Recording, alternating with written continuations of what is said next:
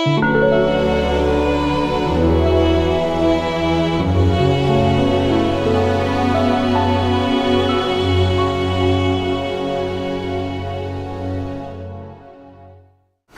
us continue with the 8 consciousnesses. And we've been talking for about 20 hours already on the same subject. And we have come to the last one, the 8th consciousness, which is the alaya consciousness, alaya vijnana. And I plan to finish it in a few more lectures, and then we're going to gather it in a video. In the last session, we're talking about the 8 consciousness has 3 kinds of important characteristics. It is its ability to store all the bija, all the karmic seeds, or the karmic energy, the ability to store. What is in store? In store is all the karmic energy of all the previous mentioned consciousnesses, all the 7 consciousnesses. It is a repository and a receptacle of all the karmic seeds of the first 5 perceptual consciousnesses, the mano consciousness, which is the 6th, and the 7th consciousness, which is the ego consciousness. So what's in store is that. And the 3rd, it is a repository also for the 7th consciousness, the ego consciousness. So the alaya consciousness, we call it the alaya vijnana, arises from moment to moment. It's never stopped, together with all the other consciousnesses, with all their functions and all their cognitive formations, and all that constitutes one's existence. So the 8th consciousness is a non-stop consciousness. The eyes can stop sometimes when you're sleeping, the ears, the nose, the tongue stop. But the 3 consciousnesses never stop. The mano, the 6th consciousness, never stops. The 7th consciousness, the ego consciousness, never stops. That's the reason why we were born with the ego. You and I, we may not be aware of it. You and I, we are born with that ego. And that ego is the problem. It's the culprit that's responsible for our samsara. And also the 8th consciousness is non-stop. And Buddha Sakyamuni, in the first few years, the Buddha, in the first few years of his Dharma lectures, Dharma promotion, he didn't mention anything about the 8th consciousness, not even the 7th consciousness. Because the 8th consciousness, the alaya consciousness, is very subtle. That's the reason why he said the storehouse consciousness is very deep and subtle. All the seeds are like a torrential flow, like the waterfall, the Niagara Fall. It's all the water coming down. It's a torrential flow. I do not explain it to the ignorant, for fear they will cling to it and consider it as a self. So in the first few years of his lectures, he didn't mention alaya consciousness because it's so subtle and deep. When you produce a thought, for example, motivated by greed, it plants a seed in a series of dharmas, in a series of phenomena in the alaya vijnana. Such a seed is not a thing. When we say a seed, it's just an analogy. It's a metaphorical analogy. A seed is not a seed of a fruit, of a plant, of a tree. A seed is a latent kind of energy. It plants a seed in the series of phenomena, dharmas, in the alaya vijnana. Such a seed is not a thing. It's not a matter.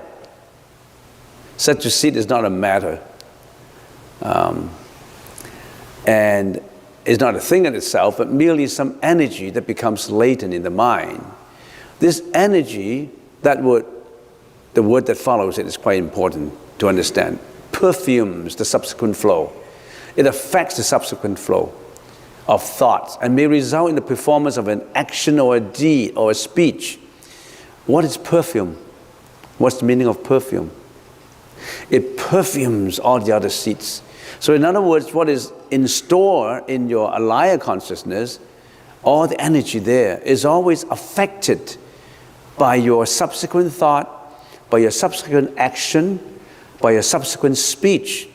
So whatever you think affects what is already latent in your repository of energy. So that's the reason why we have to be very mindful of our thought. If in your thought is always a thought of depression, a thought of fear, a thought of phobia, a thought of anxiety, a thought of greediness, hatred, jealousy, all these, you think it's just a thought, it doesn't matter? You just think about it, it doesn't matter? No, it perfumes your energy inside of you, in your receptacle of latent energy. That's the reason why if you have a thought of, say, a sensuous thought, you're always thinking of the opposite sex. And you always think about it, and then in your mass media, you get to be obsessed with it. In whatever mass media, you're obsessed with that kind of thought. You think it's okay? No. It perfumes the energy inside you, in you, until you carry it into action. When the perfuming is active, actually it affects the physiological part of the body too, because it starts to produce all kinds of hormones. And when these hormones build up, you have to release the hormones because you have a lot of pressure for that hormones. So you are a victim of this perfuming. And you think that, and when your latent energy is, I'm just giving you an example of sensuous desires, for example. If you always perfume that, it affects your physiological structure. It produces the hormone that builds up the pressure. And until you can't take it anymore, it has to be released. And when you release, you feel, oh, I'm relieved. But it's just the building up of the hormones of the structure. You're just building up that greediness, obsession. And when you build this up, all your latent energy of that kind of thinking is always perfuming subsequent actions. So that's the reason why a gambler is always perfuming the subsequent thought. He can never get away from gambling. That gambling instinct, that gambling obsession. I know people who gamble away millions of dollars in a night. They declare bankrupt, overnight declare bankrupt. All this capital, all these investments that he laboriously acquired through his own efforts for many years, he squandered away on one casino table. He even borrowing documents. He forgot about his wife, his kids, his family, his company. He forgot everything about that because he's so obsessed with the perfuming. Very dangerous. Now you know, the Buddha said, watch out your thought. You're perfuming subsequent action flow, subsequent thought. Don't let that perfume you. How many people would avoid that taboo, would avoid that kind of perfuming? They thought it's good. When you're drinking your alcohol, you think it's good. But you're obsessing with it until you lost everything, until you become so intoxicated. That's another problem.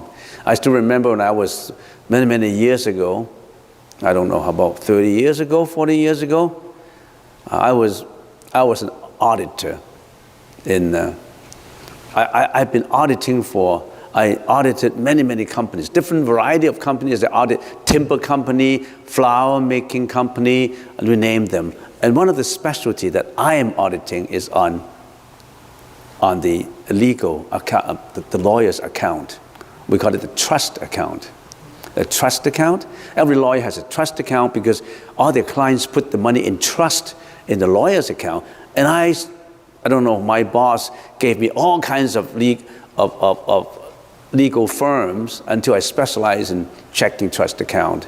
And I came to this company, this lawyer, a very famous lawyer. He was a judge, very famous judge, famous lawyer. And at the time he was about 45 years old. And somehow he got into drinking problem. A very famous, very intelligent lawyer got into drinking problem. And for a number of years, I went into his company, and every time when I went into this company to do an audit, I feel really sorry about it, because I know the history of this lawyer. And when he got into the drinking problem, when I entered his company to do the audit, there was one secretary in there. It used to have 300 lawyers working, and oh, I don't know, 200 secretaries, you know. And now he boiled down to only one secretary and himself. And even that secretary only working part-time. So I was in there, and then I said, where are the books? And they said, oh, these are the books. And I checked the books, it's all confusing. And he even said, I feel sorry, I didn't know where to start. I didn't know where things are. You know, where those files are put. Because he was drinking all the time. He was obsessed. All his latent energy was perfumed with drinking. And I feel absolutely sorry. And he was a kind man. He was sitting there, you know, and he was talking to me and said, I didn't know where to start the audit. And I still feel sorry when I'm talking about it. And then I left the company. Of course, I came to Vancouver. I didn't know what happened to him. I still remember the face of that a famous judge before, and a very famous lawyer. And he was so obsessed with drinking. And he knew it was wrong, but he was perfumed by it. So watch your mind. That's the reason why we say when you're meditating, you are training your mindfulness. Why are we meditating? You want to put your thought under control. Because our thoughts have not been under our control. That's why you get mad. That's why you get obsession. That's why you take drugs. Because you can't control yourself. You see how the Buddha can help? The Buddhist teaching can help? It teaches you how to get to know yourself. All right? So, this energy perfumes the subsequent flow of thoughts and may result in the performance of an action or speech. All experiences and actions produce bija. That word bija. Seeds. That's a Sanskrit word, bija. Using that Sanskrit word. Bija as impressions stored in the alaya consciousness. Alaya, which Nanda has two divisions. The perceiving part and the perceived part. That is the subject part and the object part. The perceiving part, the ability of alaya consciousness to perceive, to understand, to cognize, is linked to the seven consciousness. It is always linked to the ego. That perceiving part is always linked to the ego. So it sees things with the ego. And the being perceived part, the object part, is linked to the sixth consciousness and the five perceptual consciousnesses. In other words, what the sixth consciousness, the mano, is interacting, is doing, is all being seen. Becomes the objects of the eight consciousness. And all these perceptual consciousnesses, the first five consciousnesses, also become the object, the perceived part of the alaya consciousness. So they all link together. And I would like to do a little more detail in the object part, the perceived part. The perceiving part is what the alaya consciousness can see, the subject, right? And what does the alaya consciousness see? Well, we say this link to the sixth consciousness and the first five perceptual consciousnesses. And I think that's not clear enough. Let's examine in a little bit detail. What are the objects of the eighth consciousness, the alaya consciousness. What are the objects? Alaya Vijnana, the eighth consciousness, general characteristics. Now we're talking about what? Talking about the objects of the alaya consciousness.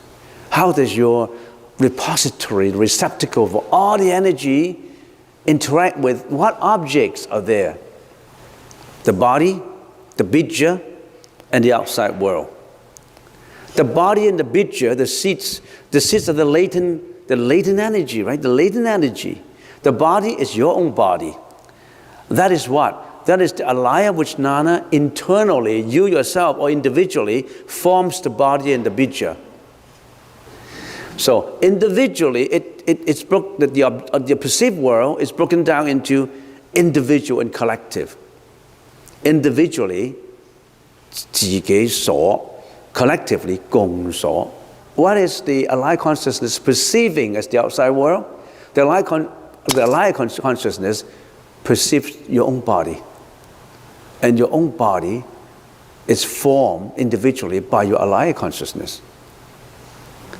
Not only that, what is latent, hidden in you is also the perceived part of your alaya consciousness. Some people say, where would I come from? Who created me? Am I created by God? They always say, who created me? Who created my body? Who created my thinking? The Buddha said, you're created by your own alaya vijnana. You're created by your own latent energy, apparent energy. Because you have been accumulating all these latent energy from timeless beginning, from eons of lives ago, from thousands of reincarnations ago. And who created your body? Not God. Your alaya consciousness, you individually created your own body. And this body that you have now is only one lifetime of this creation. And this creation has been carried forward from previous creation. And why do you have your body? Why do you have your kind of body, which is distinct from other people's body? Why do you have your kind of latent energy, karmic energy, which is different from other latent energy? Why? Because everybody's latent energy is not the same. Why am I looking more beautiful than others? Or why am I looking more ugly than the others? Why am I richer? Why am I poorer? Why do I have suffer from bad health? Why am I have a broken family? What kind of destiny I'm facing? How come mine is different from you? Because your alaya consciousness is not the same. And then alaya consciousness has been carried forward from lives and lives ago. It's been perfuming. It's been perfuming for many, many lives. So are you going to watch how you're going to be perfumed? How you're going to be affected? Or you are still egoistic, greedy, jealous, depression, hatred? You want to still carry out all this perfuming? Stop the perfuming. Stop the polluted, tainted perfuming. Start with the purification. When the perfuming is changed into purification, you are on your way to sainthood. You're on your way to be detached from this perfuming. You're on your way to get to nirvana. You're walking the path of enlightenment. Don't you want to walk that path? Or you still want to get down the path of perfuming? Two roads confronted you. One is going down to being perfumed. We call it perfumation. Is that the noun for perfume? Is it perfumation or perfuming? Is that such a word? Perfumation or perfuming? This is the path of perfuming. This is the path of what? Purification. Two roads diverge into the wood. Which roads I would take? That is by Robert Frost. Very famous poem. I like that poem. Check into that poem. It's it's synchronized with some of the Buddhist teaching. Two roads diverge into the road. Which road would you take? Usually people take the road of perfuming and not the road of purification. So your body, your karma, is created by you, not by a creator. How about the outside world? Your alive consciousness, you also watch the outside world other than watching your own body, right? You also have the outside world. Who created this outside world? Collectively. Who created this meditation hall collectively? Is it by a creator? Is the construction company the creator? Are the donors the creator? No. They are only one of the causes that contribute to the creation. There's no such thing as the sole creator. You, me, all of us created this hall. Not by God. We created this. Created out of what? Out of a lot of causes and perfumations and purifications, a lot of the karmic energy that comes together to create this. I still remember 37 years ago, I only have a half an acre of dirt sitting in here. Half an acre. I was walking. I still remember when I closed my eyes, I was still walking. I was walking on this dirt with, I think with two other guys, with one guy and one lady.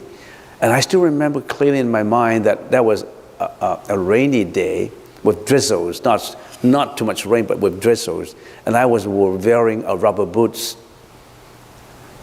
And my boots got stuck in the soil. I have to pull out my rubber boots. I still remember that day when I walked this dirt. And I said, how can I make these things happen that it will become a temple? There's the thought triggers in my mind. And then, who triggers that thought? It's the alive consciousness, working with the sixth consciousness, working with the seventh consciousness. At that time, because my purification process is not good, when I say, if I can build this temple, then I can benefit a lot of other people, then all this merits will come to me. I would be benefited by it because I'm helping. When I'm helping others, the Buddha said, you'll be helped too. So I sort of egoistically I want to be better. I want to have a lot of merits. I still have the greediness of acquiring. I should let that go. Now I know that I should let that go too. It's difficult though. But that's the first point to start. All right, so how does the creation of this meditation hall come into being? It's from a thought. Not only of my own thought, it's a thought from all these two other guys that I was walking with, and later from 100 people who's working with us, and later with 200 people who are donors, and later with the construction company, and later with all these people who are involved in this. So this is created by what? By a collective karmic energy. Not by one single creator. And at the same time, I can always think of an analogy, that is, when I was walking on this piece of land, I could be thinking of how to build a casino on which I can acquire a lot of people gambling in here. And as the boss of a casino, I will never lose. Based on probability, I always win. So if I form a casino on which people can come in for gambling, then I will be a multi-millionaire. I will be making a lot of money. Why don't I do that? But there's another concept. Which road do I take? I take this road. I don't want to take the other road. So who created this? Who created the whole world? The alive consciousness, collectively. Your alive consciousness, with my alive consciousness, with millions of other alive consciousness, we created the world. Who created the airplane? Not the company, not the airplane company. We cannot trace the first cause. We cannot. There's no way we can trace the first cause. Yeah, we can trace the first cause if we really have some sophisticated computer until we trace, not the first one, to trace a more remote, the remote cause with another remote cause with another remote cause. If you want to trace that, maybe if science and technologies can advance to such a point that we can always trace remote causes, that we may be able to do that. But it takes a long time. And by the time you really trace some remote cause, you are dead already. So who cares about remote cause? And there's no point in taking remote causes. Chicken and egg. Where does chicken come from? Where does the egg come from? Right now, what we do, get onto the road first. So I only have begun. I've just finished one slide, and then bang, time's up. So it's not amazing that I already have talked for 20 hours and I haven't finished. I should talk for another 30 hours, but I want to finish it in 5 sessions. So today I'm only talking about the perceiving and the being perceived. I've been talking about general characteristics like the alive consciousness can store what is in store, and the ego that is in store. And who created this world? You always think, who created this world? Collectively by alive consciousness. Where does alive consciousness come from? It comes from causality. It comes from misunderstanding.